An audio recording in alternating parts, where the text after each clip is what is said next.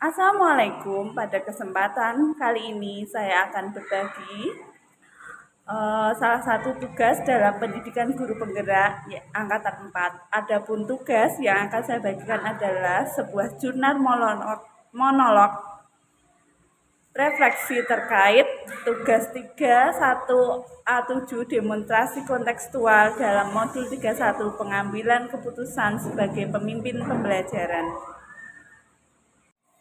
Seorang pemimpin pembelajaran tentunya akan menghadapi situasi di mana diharuskan mengambil sebuah keputusan. Terkadang situasi tersebut melibatkan kepentingan dari dua atau lebih pihak yang sama-sama dianggap benar secara moral, namun bertentangan satu sama lain. Pernahkah Bapak Ibu juga mengalami situasi seperti itu? Bagaimana Bapak Ibu mengatasi situasi tersebut? Pemikiran-pemikiran seperti apa yang Bapak Ibu jadikan dasar dalam pengambilan keputusan? Kemudian setelah keputusan tersebut diambil, masihkah Bapak Ibu merasakan keraguan, tidak nyaman atau mengganjal seperti apakah keputusan yang saya ambil sudah benar dan sesuai dengan peraturan? Seorang pemimpin pembelajaran bukan hanya dari kalangan guru penggerak semata. Seluruh guru merupakan pemimpin pembelajaran yang memiliki jiwa kepemimpinan. Tugas utama dari pemimpin pembelajaran adalah membimbing tumbuh kembang murid secara holistik sesuai dengan kodratnya, serta mendorong perkembangan pendidik lain untuk dapat mewujudkan pembelajaran yang berpihak pada murid, serta mewujudkan tujuan utama pendidikan Indonesia, yaitu membentuk generasi profil pelajar Pancasila. Ketika mempelajari modul 3.1 pengambilan keputusan sebagai pemimpin pembelajaran, saya menyadari bahwa guru akan ada kalanya dihadapkan dalam salah satu situasi di mana diharuskan mengambil sebuah keputusan. Terkadang pengambilan keputusan hanya didasarkan pada suatu pandangan kebenaran, tanpa memiliki lebih dalam pandangan-pandangan atau nilai-nilai yang mengikutinya. Berpegang hanya pada satu prinsip tanpa menimbang sisi atau pendapat lain yang mungkin sebenarnya akan memberikan dampak yang lebih baik. Setelah saya mempelajari modul 3.1 ini, saya sadar bahwa pengambilan keputusan sebagai pemimpin pembelajaran tidak hanya sebatas mengambil tindakan. Ada tahapan tersendiri di mana kita akan diarahkan pada sebuah keputusan terbaik yang tentunya terutama dalam situasi dilema etika. Apa itu dilema etika? Dalam pengambilan keputusan ada dua sisi yang harus dialami, yang akan dialami seorang pemimpin pelajaran, yaitu bujukan moral dan dilema etika. Bujukan moral adalah sebuah situasi yang terjadi di mana seseorang dihadapkan pada situasi benar atau salah dalam pengambilan keputusan. Sedangkan dilema etika adalah sebuah situasi yang terjadi di mana seseorang dihadapkan pada dua situasi yang secara moral dianggap benar, namun bertentangan satu sama lain.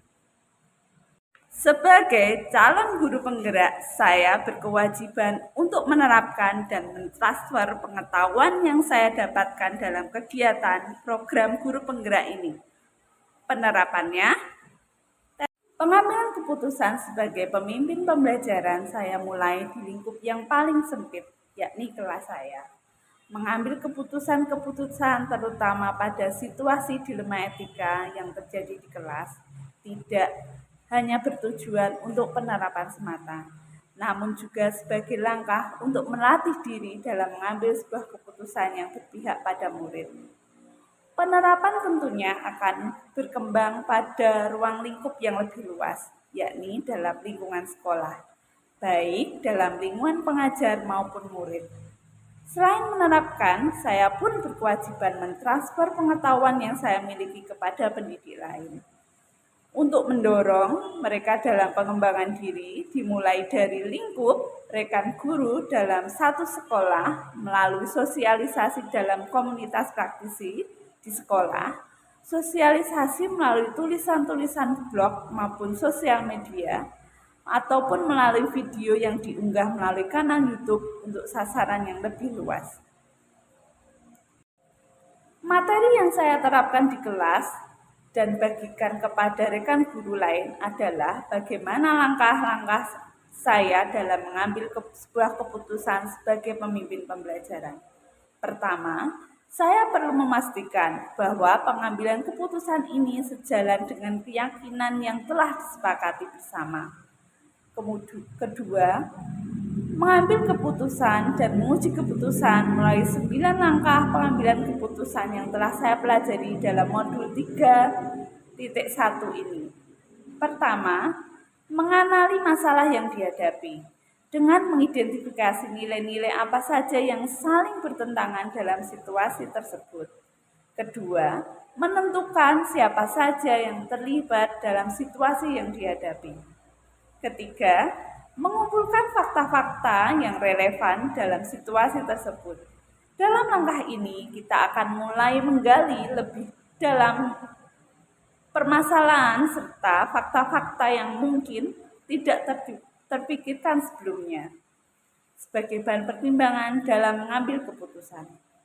Keempat, pengujian benar atau salah melalui 5 tahap uji, yakni uji legal, uji regulasi, uji intuisi, uji publikasi, dan uji panutan.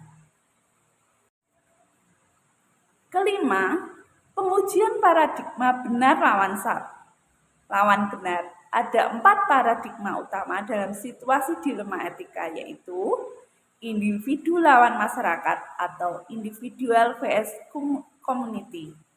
Yang kedua, rasa keadilan lawan rasa kasihan, justice vs mercy. Kebenaran lawan kesetiaan atau truth vs loyalty. Yang keempat adalah jangka pendek lawan jangka panjang, short term vs long term.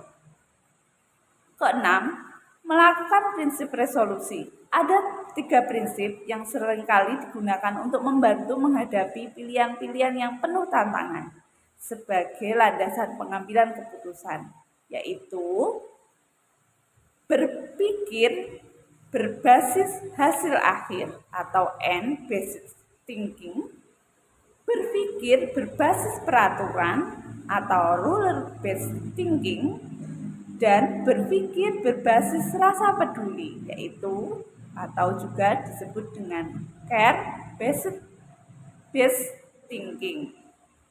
Yang ketujuh adalah melakukan opsi trilema. Kedelapan, membuat keputusan. Dan kesembilan, melihat keputusan dan merefleksikannya. Langkah-langkah pengambilan keputusan yang telah saya pelajari dalam modul 3.1 ini tentunya sesegera mungkin saya terapkan. Tidak dapat dipastikan apakah hari ini, besok, lusa, dan seterusnya.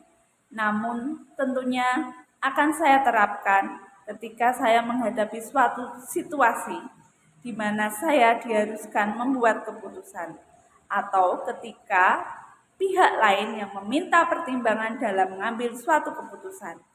Mengingat langkah-langkah ini sangatlah membantu saya dalam mengambil sebuah keputusan yang adil bagi semua pihak. Dalam situasi tertentu, mungkin saya tidak bisa mengambil keputusan sendiri. Perlu pendampingan atau dukungan dari pihak lain yang dapat menjadi rekan diskusi atau sosok-sosok yang dapat membantu memberikan ide-ide, saran, masukan, ataupun kritikan.